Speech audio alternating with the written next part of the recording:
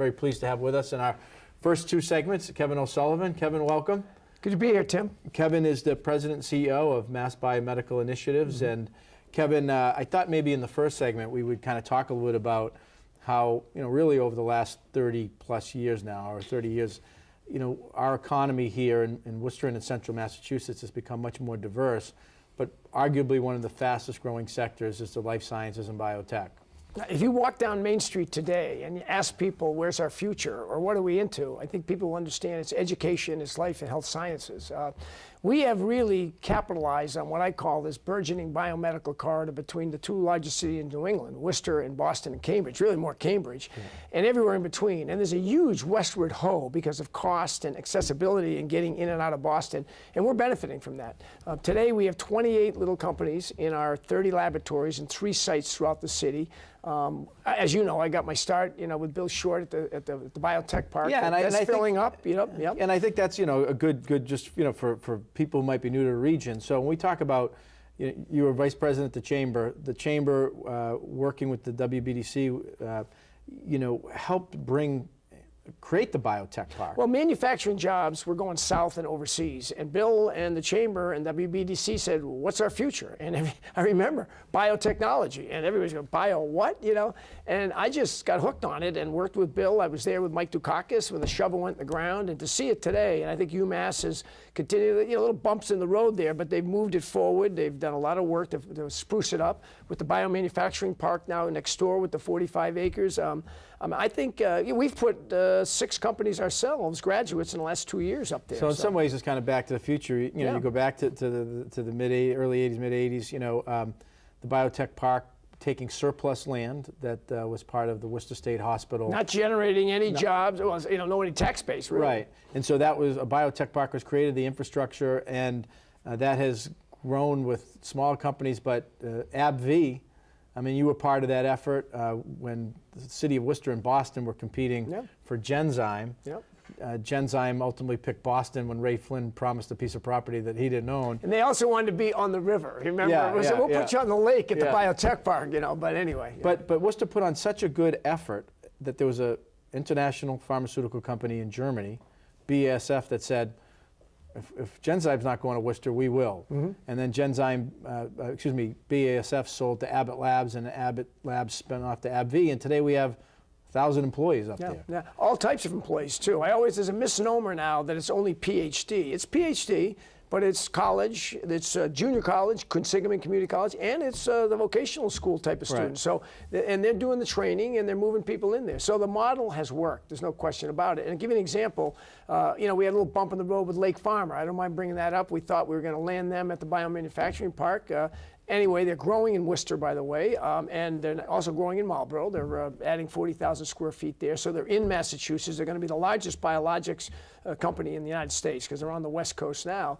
But the interesting part about it, we just met with a Chinese company that's interested in the biomanufacturing. And that first presentation we made to Lake Pharma seems to me to be a dress rehearsal for more to come. And we're going to be marketing and pushing this big time, and I think we're going to be every bit as successful at that part. Well, you got to keep pitching, as they say. But so, and that the presentation of the biotech park and ultimately Abbott being kind of the anchor has kind of been the template with you mentioned recently Governor Baker and Lieutenant Governor Polito through their Open for Business took another look at surplus state property around the state and identified 44 acres that was freed up when the new Worcester State Hospital was built.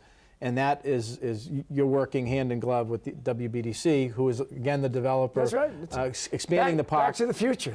With a focus on biomanufacturing. And that was the picture, big picture back then to do biomanufacturing. And we're going to be the model. And I give credit to the governor, lieutenant governor, the economic development coordinating council, city manager, all of those. And the legislature, Speaker Absolutely. DeLeo and Jim O'Day in the 11th hour. Harley Chin, they were terrific. And that's all of us working together. And I also want to give a shout out to Sonoma Restaurant coming to the Beechwood, Charlie and Janice Barbera, what they've done there with that conference center.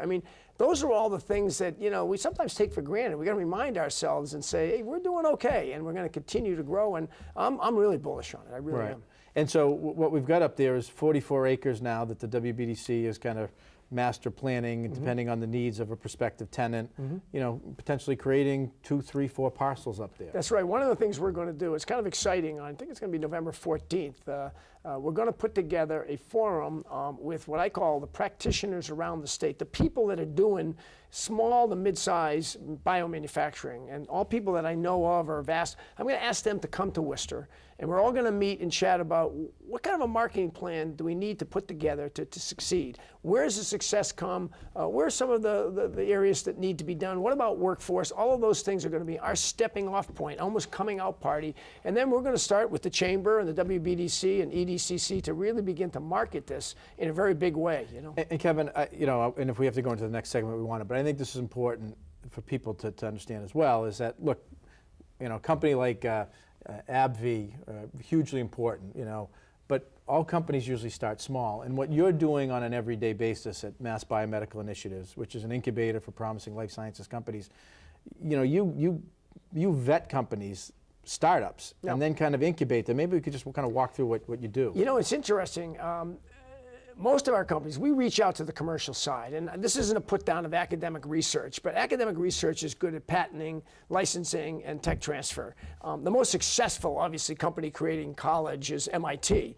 But a lot of times we find that in the academic setting, people don't understand the market as well, okay? So we're really focusing, most of our seed companies are coming from Novartis or Pfizer, Wengender, and people like that who understand the market. And once they come in, I find our success rate is a lot better. So these are sometimes people who worked at some of the larger companies, have an idea, they want to maybe be an entrepreneur themselves, they go out and raise some capital, but they need a place to... Well, they hatch, you know, they don't want to be in, you know, Cambridge, and I mean, you're talking, there's $16,000 a month for a lab in Cambridge right now. I mean, that's crazy. In Worcester, we're seeing them coming in all over the place. And that's what you're pitching to That's right. these prospective companies. You're saying, look, you could be putting $60, $70 a square foot in Cambridge or Boston, where Worcester you could be putting $20 or $30.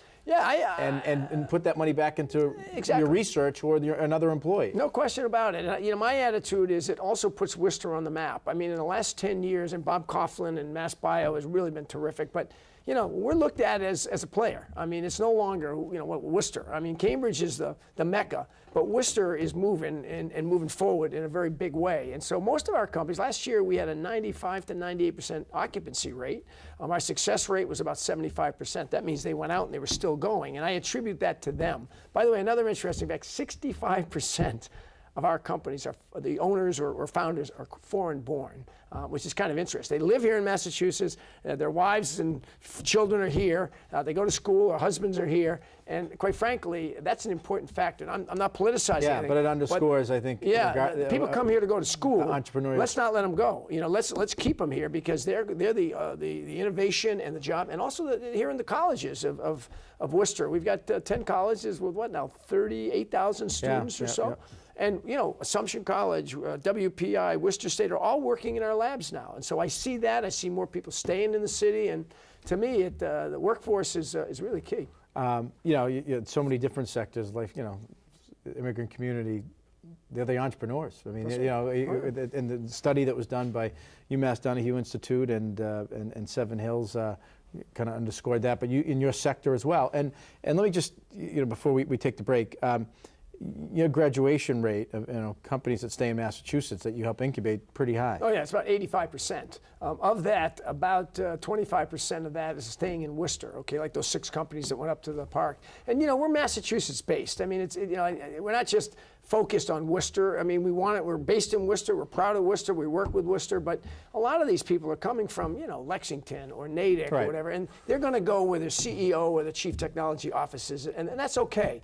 Because again, we're going to get our fair share. And again, it strengthens that corridor that I'm talking about right now.